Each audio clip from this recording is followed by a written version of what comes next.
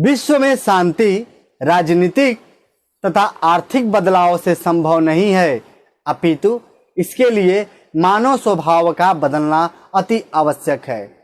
ऐसा कहने वाले डॉक्टर सर्वपल्ली राधाकृष्णन, जो कि भारत के दूसरे राष्ट्रपति थे तथा जिन्हें भारत के सर्वोच्च नागरिक पुरस्कार भारत रत्न से सम्मानित किया गया था। आखिर क्या है इनकी कहानी और क्यों डॉक्टर सर्वपल्ली राधाकृष्णन के जन्म दिवस को शिक्षक दिवस के रूप में मनाया जाता है भारत में? आइए चर्चा करते हैं और जानने का प्रयास करते हैं। नमस्कार, प्रणाम। मैं हूं अजय पटेल वाग्मी और आप देखना शुरू कर चुके हैं आपका अपना चैनल जन मुद्दा द जीरो मीडिया। आज हम बात करेंगे भारत के द्वितीय राष्ट्रपति तथा भारत के प्रथम उपराष्ट्रपति, एक कुशल वक्ता, महान दार्शनिक और सबसे अधिक शिक्षक के रूप में प्रचलित डॉक्टर सर्वपल्ली राधाकृष्णन के बारे में। सर्वपल्ली राधाकृष्णन का जन्म तत्कालीन मद्रास, जिसे वर्तमान में तमिलनाडु कहा जाता है, के थिरुतनी नामक स्थान पर हुआ था। इनके पिता का नाम सर्वपल्ली वीरास्वामी था तथा इनकी माता का नाम सर्वपल्ली सीतम्मा था। सर्वपल्ली राधाकृष्णन का जन्म एक ब्राह्मण परिवार में हुआ था और ब्राह्मण परिवार होने के कारण इनके पिता किसी प्रकार का व्यवसाय नहीं किया करते थे, जिसके कारण घर की माली हालत काफ़ी खराब थी। मगर वे चाहते थे कि सर्वपल्ली आगे पढ़कर, आगे ज्ञान अर्जित करके दुनिया में एक अलग पहचान स्थापित करें, जिसके लिए उन्होंने इनकी प्रारंभिक शिक्षा शुरू से ही क्रिश्चियन स्कूलों में करवाई, यानी अंग्रेजी माध्यम से इनको शिक्षा दीक्षा दी गई। इनके पढ़ाई में कभी भी इनकी आर्थिक हालत बाधा नहीं बनी, क्योंकि इसके लिए ये स्कॉलरशिप जीतते रहते थे। आपको बता दें कि डॉक्टर सर्वपल्ली राधाकृष्णन मद्रास विश्वविद्यालय से दर्शन शास्त्र में एमए की डिग्री हासिल करने के बाद सर्वप्रथम मात्र 20 वर्ष की उम्र में सन 1916 में यह मद्रास प्रेसिडेंसी कॉलेज से अपनी पहली नौकरी अध्यापन के क्षेत्र में जुड़ गए, यानी ये सह-प्राध्यापक के तौर पर वहां पर कार्य करने लगे। तत्पश्चात इन्होंने मसूरी विश्वविद्यालय में अपनी सेवाएं दी। तत्पश्चात यह कलकत्ता विश्वविद्यालय से जुड़ गए।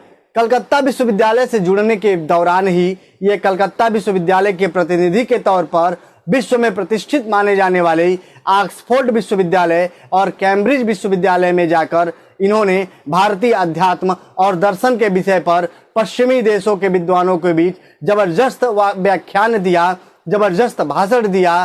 क्योंकि 30-35 वर्ष पूर्व स्वामी विवेकानंद के दिए गए भाषण को धीरे धीरे पश्चिमी देश अब भूल चुके थे, लेकिन जब एक बार फिर से भारत के किसी ऐसे विद्वान ने पश्चिमी देशों में भारत के अध्यात्म, संस्कृति, कला और दर्शन पर अपना व्याख्यान प्रस्तुत किया, तो एक बार फिर से पश्चिमी देशों ने भारत का लोहा मान लिया। भारतीय दर्शन नामक पुस्तक को जब डॉक्टर सर्वपल्ली राधाकृष्णन ने लिखा, इस किताब के आते ही इस किताब की विषय वस्तु के कारण इनकी चर्चा अंतर्राष्ट्रीय स्तर पर होने लगी थी और इनकी ख्याति दिनों दिन बढ़ने लगी थी।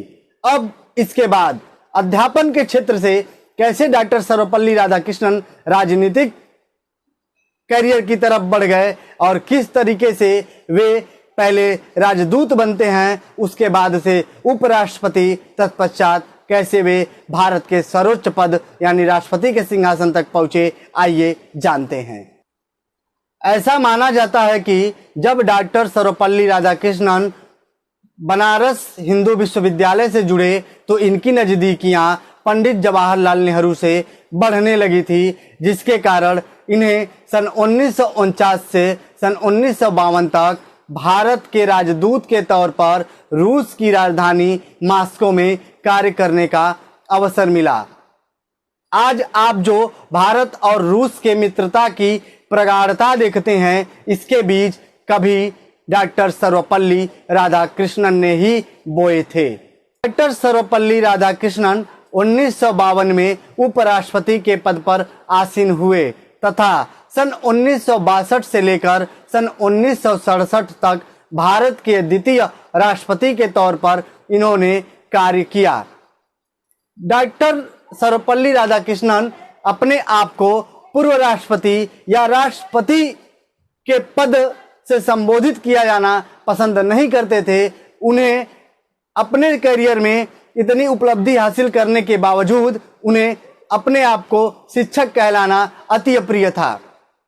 एक बार उनके कुछ शिष्यों ने जब ये राष्ट्रपति पद पर निर्वाचित हुए तो इनके जन्म दिवस को बड़े धूमधाम से मनाना चाहा, जिसे इन्होंने यह कहकर टाल दिया को मैं अपने जन्म दिवस को पूरे शिक्षकों को समर्पित करता हूं।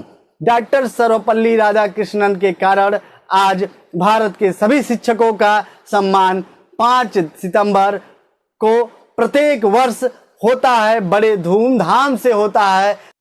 डॉक्टर सर्वपल्ली राधाकृष्णन का यह मानना था कि teachers help us to become good human beings, अर्थात एक अध्यापक हमेशा सहायता करता है हमें एक अच्छे इंसान बनने में। अगर अध्यापक ने अपने नागरिकों को सही शिक्षा दी तो वास्तविकता में वह देश अच्छा बनेगा और देश को अच्छा बनाने के लिए प्रत्येक नागरिक को अच्छा होना पड़ेगा। केवल सफलता का मापदंड आप धन संपदा के स्तर पर नहीं माप सकते हैं। सफलता का मापदंड नैतिकता भी होनी चाहिए, ईमानदारी भी होनी चाहिए, देश के प्रति कर्तव्य निष्ठा भी होनी चाहिए। सच्चा देश प्रेमी वही हो सकता है जो अपने देश के हित के बारे में सोचता हो, अर्थात जो किसी भी तरीके से ऐसा कोई भी कार्य न करता हो जिससे अपने देश के राष्ट्रीय छवि पर असर पड़े या अपने देश की राष्ट्रीय छवि धूमिल हो या अपना देश कहीं से भी खोखला हो। अर्थात सच्चा देश प्रेमी वही है जो ईमानदार है, ईमानदारी से अपने कर्तव्य का पालन कर रहा है और इसके साथ साथ किसी भी प्रकार से भ्रष्टाचार में लिप्त नहीं है, उसे ही सच्चा देश प्रेमी माना जाएगा। और ऐसे ही देश प्रेमियों की कतार में हम देख पाते हैं डॉक्टर APJ अब्दुल कलाम को, डॉक्टर सर्वपल्ली राधाकृष्णन को, जिनके जीवन से हमें सीखने की जरूरत है। सन 1954 में डॉक्टर सर्वपल्ली राधाकृष्णन को भारत के सर्वोच्च नागरिक सम्मान भारत रत्न से सम्मानित किया गया।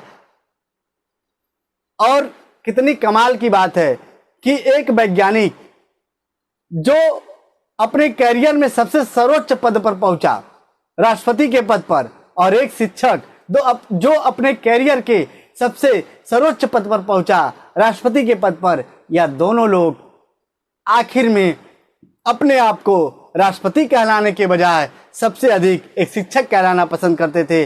डॉक्टर APJ अब्दुल कलाम तो अपनी आखिरी सांस भी विद्यार्थियों के बीच में लिए थे। तो ऐसे महान लोगों से हम यह सीख सकते हैं कि इन लोगों को पूरी तरीके से ज्ञात था कि भारत का निर्माण करना है, भारत को सशक्त बनाना है, भारत को आगे ले जाना है, तो हमें कहाँ पर काम करना है। अर्थात अगर भारत में शिक्षा व्यवस्था पर सही से जोर दिया जाए, भारत में इस समय वर्तमान में ऐसे बहुत से डॉक्टर सर्वपल्ली राधाकृष्णन, ऐसे बहुत से डॉक्टर APJ अब्दुल कलाम की जरूरत है। इस समय वर्तमान में जो भारत में माहौल चल रहा है, इस माहौल को सकारात्मक बदलना है, सकारात्मकता में, तो हमें और आपको आगे आना है और सकारात्मक वीडियो को अधिक से अधिक प्रसारित करना है।